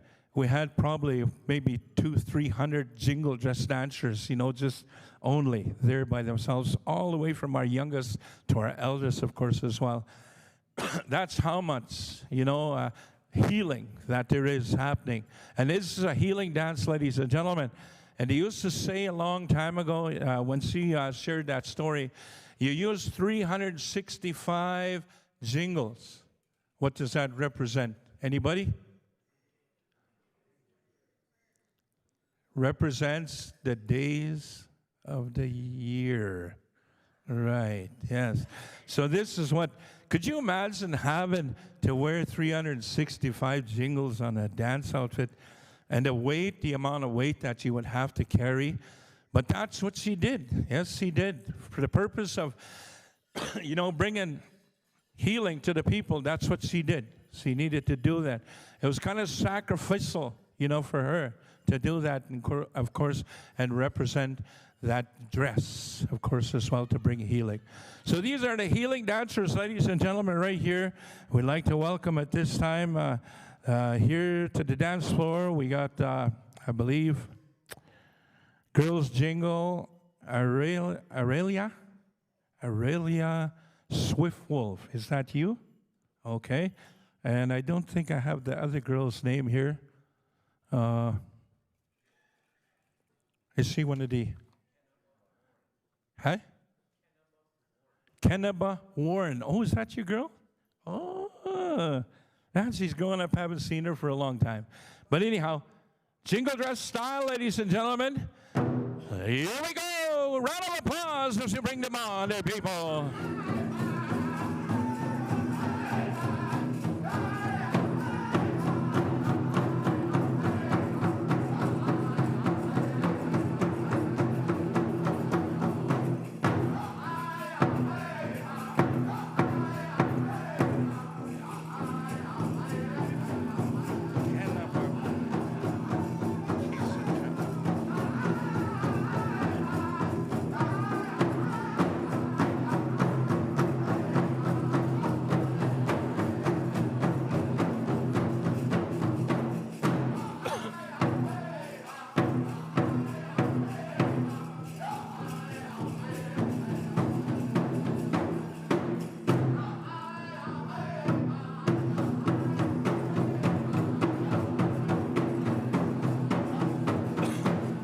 There you have it, a big round of applause, ladies and gentlemen. Beautiful dancing indeed there, young ladies. Thank you for sharing your medicine dance here with us here this evening time. All right?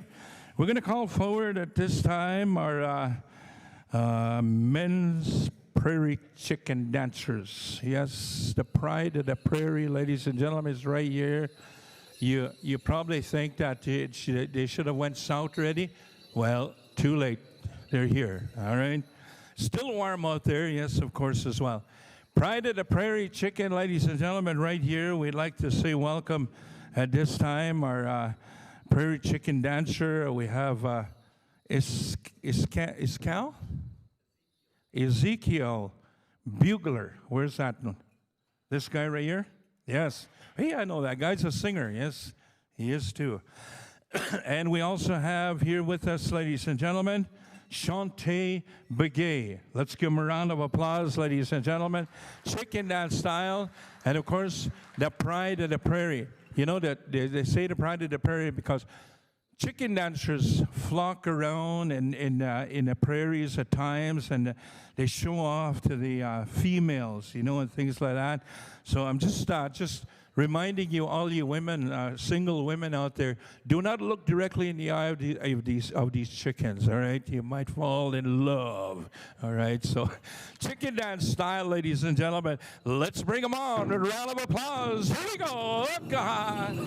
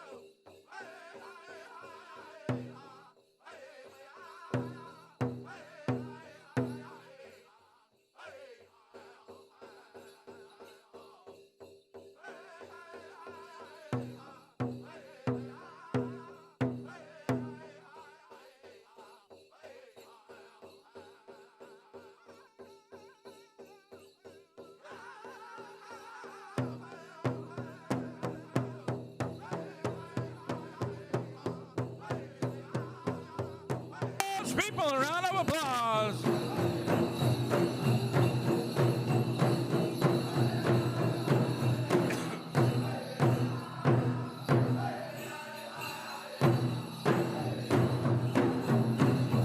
There you have it, ladies and gentlemen. A big round of applause. Your chicken dance style. Right on, boys. Good show. Right on. There. Yes. Beautiful dancing. And of course, ladies and gentlemen, here this evening, without song, without the drum, we wouldn't have powwows. No, these guys here sacrificed themselves, of course, to be at our powwow celebration.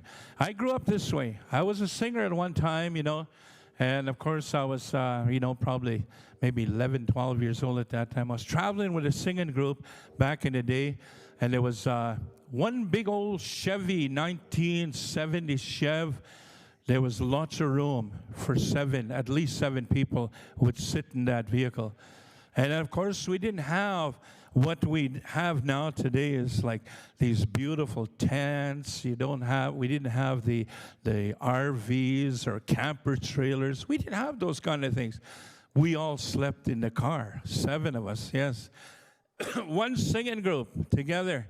And then, of course, I was probably, at that time, I was probably about 100 pounds, I was a small guy, And I always used to watch these MCs up there, and they were talking, of course. And a lot of the concessions that were there at that time, they used to serve them food all the time, yes. Yes, food was coming to them all the time. And then I said, I want to be like those guys right there. I want to be just like them, because they're getting all this food and things like that. And sure enough, here I am today. You gotta be careful in what you wish for, yes. That's what my grandparents used to say. We're going to call forward our men's traditional at this time. Men's traditional, make your way on out there. They're ready to go. These are the storytellers, ladies and gentlemen. Hey? Yes. Yes. You might see and find out that, you might see something out there that you might recognize, as part of their story, of course, as well. True storytellers of the warriors, of course, maybe a hunting party and things like that. They were the true ones that went out there to do that, ladies and gentlemen. And of course, Tyson here probably tell a little story about his hockey career at the same time. Hey, today's stories, ladies and gentlemen. I'd like to make welcome at this time here as we bring them forward our men's traditional dancer, of course, Tyson Watane, ladies and gentlemen. And, of course, our young man right here, ladies and gentlemen, we have with us Owen Sisikoises. Let's give him a round of applause as we go for a song. Ahaboisak, Nigamuk, Hukaha, sing him up.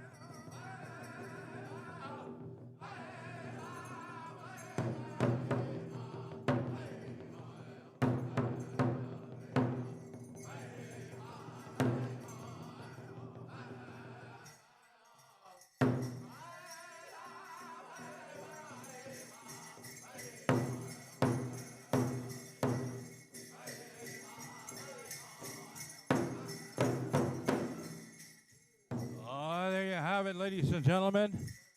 A big round of applause.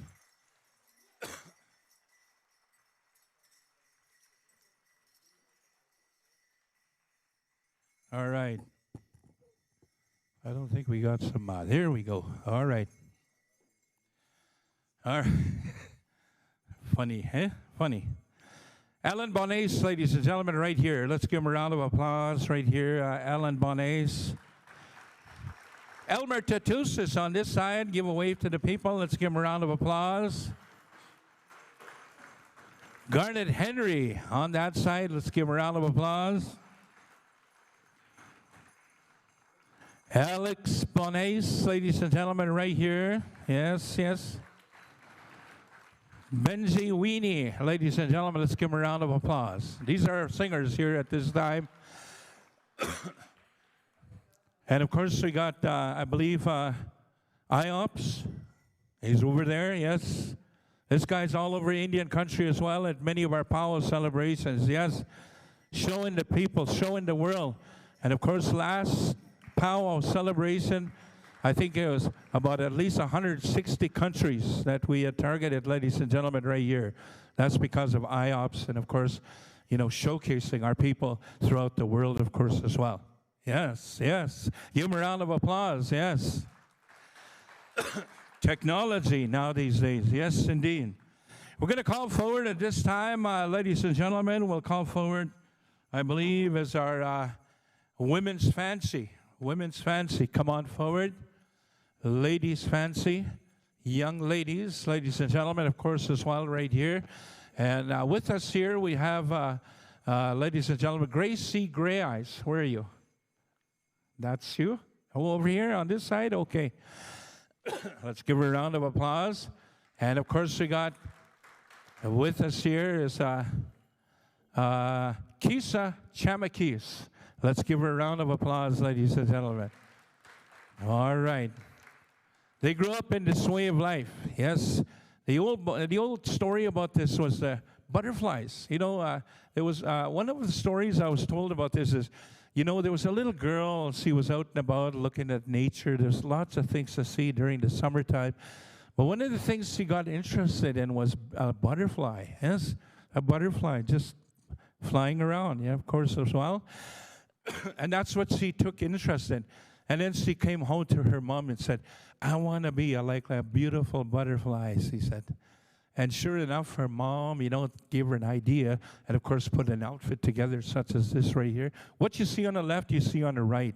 That's the wings of the butterfly, right? And, of course, all these fringe that hangs about on this shawl, beautiful shawl, ladies and gentlemen, represents the beauty that we have here on the plains. In the summertime, we get all this beautiful grass, beautiful colors that come along with it, of course, as well. And then we got the fall time. And then all that beauty still remains as part of our people, ladies and gentlemen, right here. And we're going to go for song. You want to see them dance? Let's make some noise there, people. Here we go. Alan Bonace and the boys, Flying Eagle, if you will.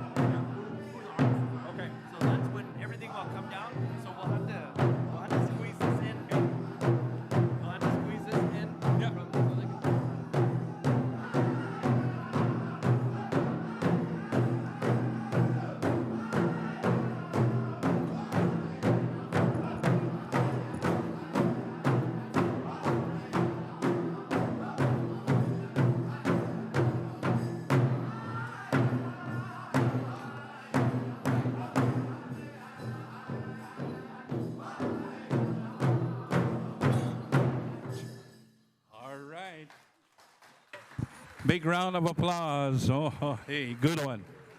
Thank you, girls. We got fancy bustle dancers standing by.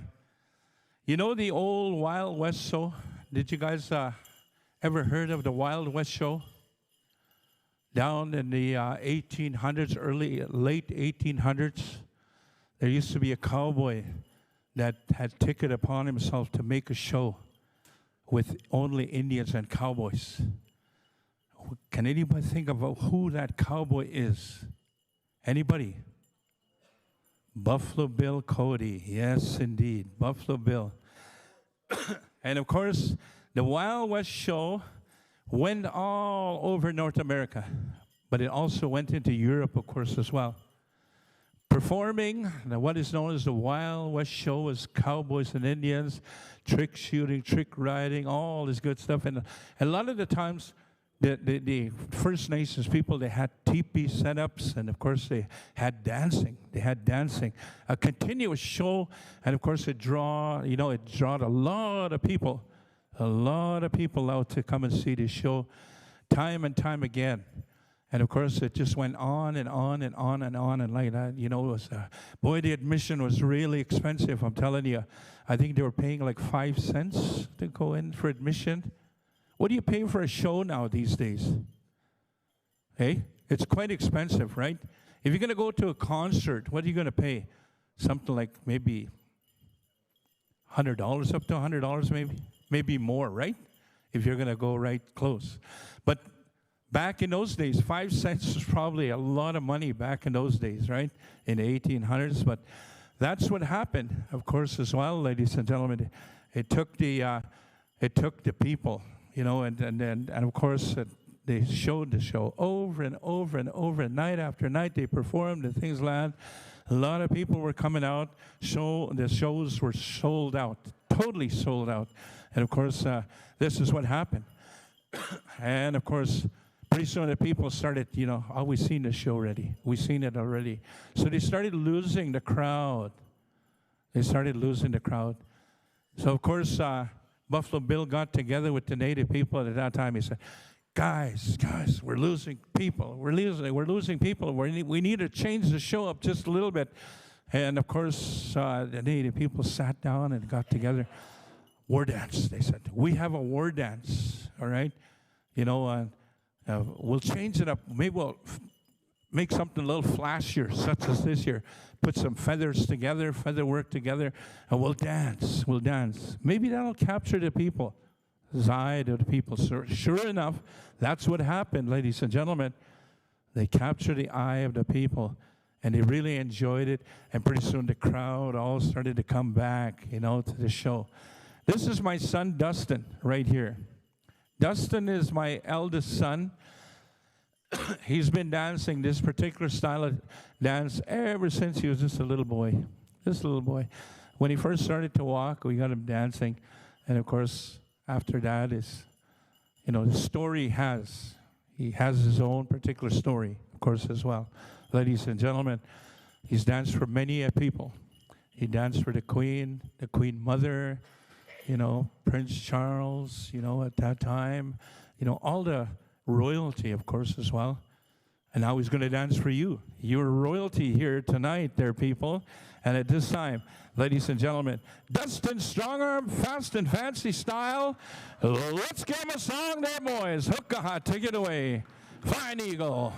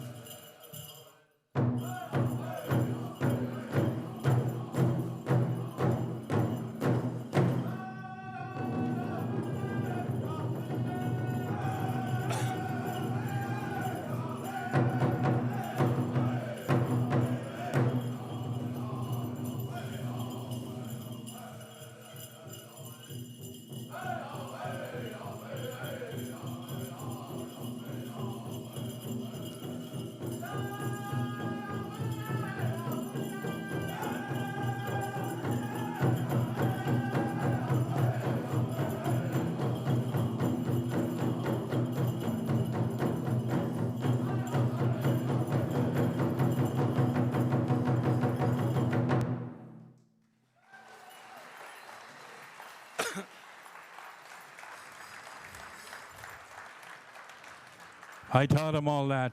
Yes. I'm just kidding. I used to dance. I used to sing. If you can't dance, you can't sing, you're going to be an MC, they told me. But anyway, ladies and gentlemen, let's give our dancers a big round of applause right here at this time. Once again, ladies and gentlemen, wave your hand there, dancers. Here as we call you forward once again here.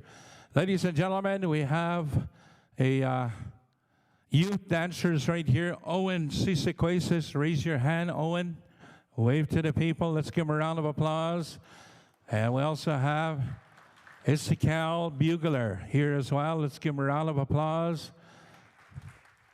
Noah Husland, let's give him a round of applause, ladies and gentlemen. Gracie Gray Eyes, let's give her a round of applause. Aurelia Swiftwolf, let's give her a round of applause. And of course, ladies and gentlemen, our adult dancers, of course, as well. Men's traditional Tyson Watney. Yes, where is he? There he is. He's out there somewhere. But also Daryl Paskiman, ladies and gentlemen, right here. Dustin Strongarm at this time. And of course, ladies and gentlemen, Shantae Begay. Ladies and gentlemen, a big round of applause. And Kenaba Warren at this time. And of course, as well, Kisa Chamakis, ladies and gentlemen. And of course, bringing our dance styles to you, of course, as well.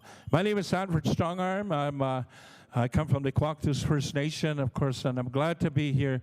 And of course, just a little history. Not too much. I could talk all night if I had to, in all the histories of all these dancers and the songs, of course, as well. Let's give a big round of applause to Flying Eagle Singers, ladies and gentlemen. If you will, boys, let's take them out at this time. Hookah, take it away.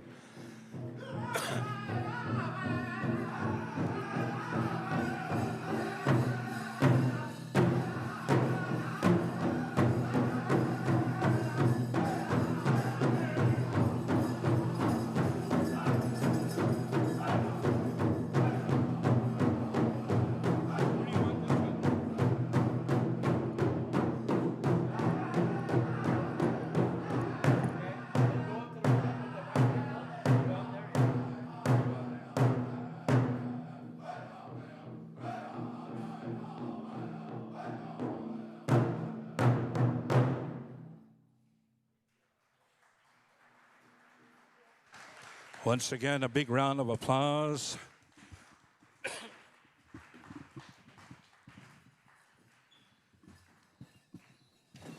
All right, I'm going to call Ashley, come on over here.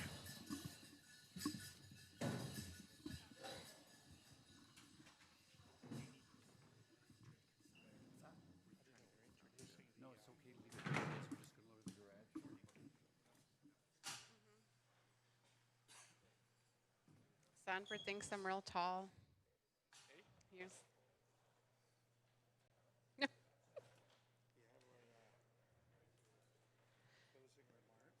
Okay, so while the concert band is setting up for our final performance, I did want to share with you that we do have a silent auction just behind you in the community classroom. There are several items in there. I just wanted to, Casey, I know you're super shy, but if you wanted to come up. So this young individual last year was a grade 12 Oskayak student. 2 of her artworks are right behind you on that final graphic. One is the just kidding. But that one, and then the other one is the Jotun, which is the wind. Her original artworks are behind you in that community classroom and are open for bid. There are several artworks inside there. So Casey has several artworks throughout the building. Six of them are in the Indigenous STEAM Lab, and so she did the traditional canvas painting, and then somebody gave her an iPad and showed her how to use the program, and these amazing, beautiful images came out. Super talented. We are so grateful to have you with us today. I know she's super shy, but if you would, we also have refreshments over here, so you can grab a coffee. There's water. If you're a little parched, Sanford could probably use some water. Yeah, a little bit of bannock left if you want some of that. But please join us in the silent auction on the way out. So these, the band will take about 10 to 15 minutes to set up, and then we'll have our final performance, which will be with the Saskatoon Concert Band and the traditional drum group. And so this is where that term comes from, the sound of reconciliation, is having those two sounds performing separately, and then at the end they will come together in that final performance. And so Jim Gillis will be introducing the piece, which is called Mio Tituin, and so I will not speak any more to that. Yes. And of course, ladies and gentlemen, here this evening, is Jim still around? Oh, Jim, Rotary, right? Yes. Oh, we had a little skit we were supposed to do together here, but Okay, well, I'll tell you first of all, the answer to your question, if I'm here for the Rotary Club, the answer is no. I'm here to speak about the piece that we're going to play, and I'm, I think, very well qualified to speak on it because I've actually performed it myself a few times. Yeah. And I'm going to ask you to make a guess here. There are performers that we saw over here before. Yep. There's a concert band, and I want you to guess which of those groups I might have been performing with. oh, hey, let me see.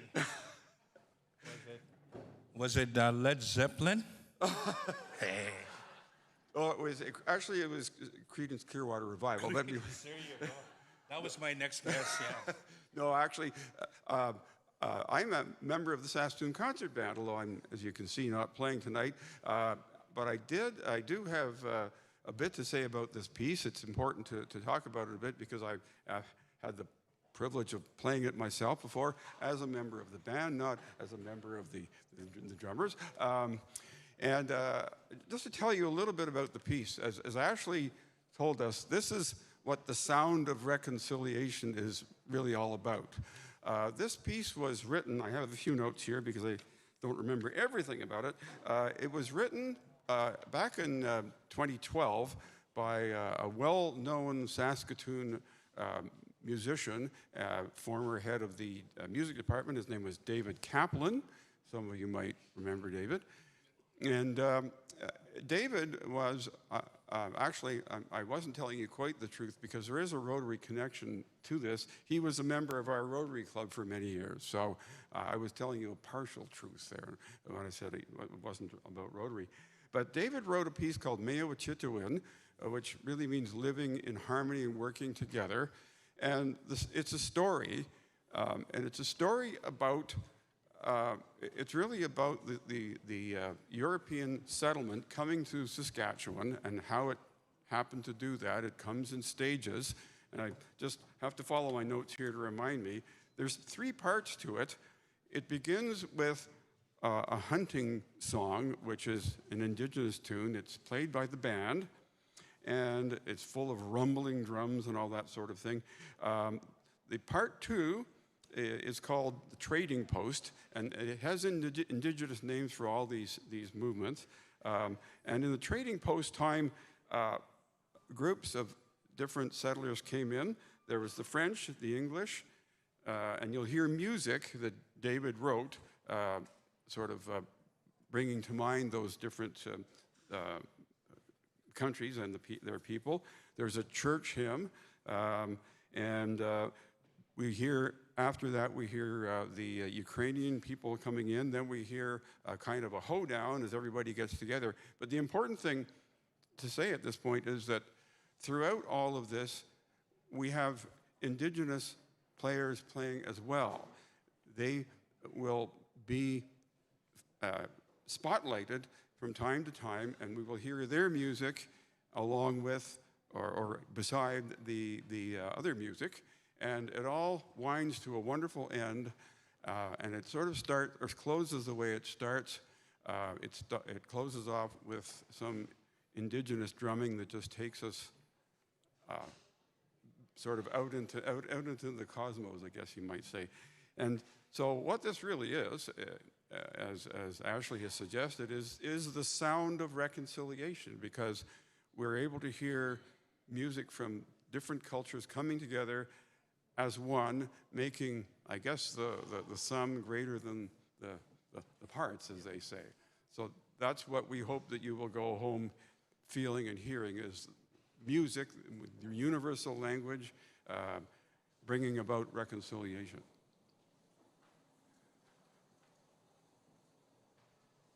And that's no. I was going to say I was listening. I thought that was the drum roll, but no, that's just furniture being dragged around. But in a moment, this is what you will hear. And I know. Yeah. Thank you. Well, thank you.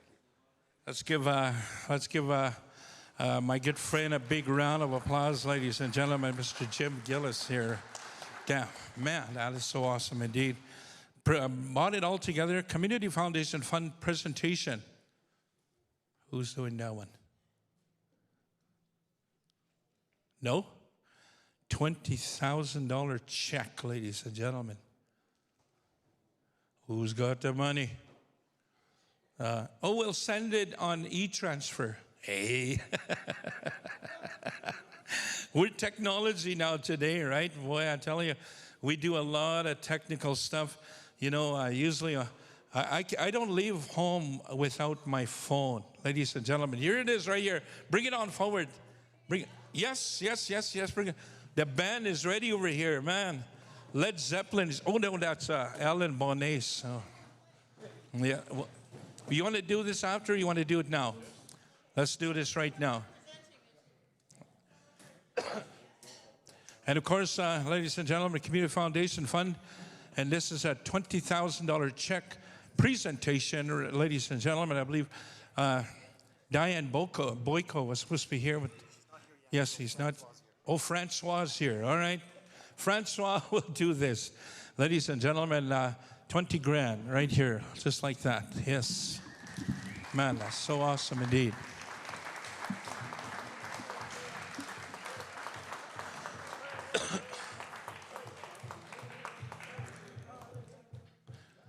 You got to take the picture of the band to the background, yes. All coming together and reconciliation, yes. And that's what it represents right here at this time. Let's give a big round of applause, ladies and gentlemen. Yes, beautiful. Yes, indeed. And now, ladies and gentlemen, don't forget the silent auction is going on, of course, as well. I believe, where is it? Over this way? Somewhere? Over there? Okay. You have to point at your lips. No pointing with your mouth. I mean, with your fingers, okay? Like this, over there. Everybody practice that. Over there. All right, like that, all right? Not too far, okay? Over there, all right? That is pointing with your lips, all right? And of course, ladies and gentlemen, we have the band all set and ready to go here at this time. Let's give our band and all the people that have come together to bring some good music to each and every one of us, ladies and gentlemen, right here. Let's give them a round of applause, yeah.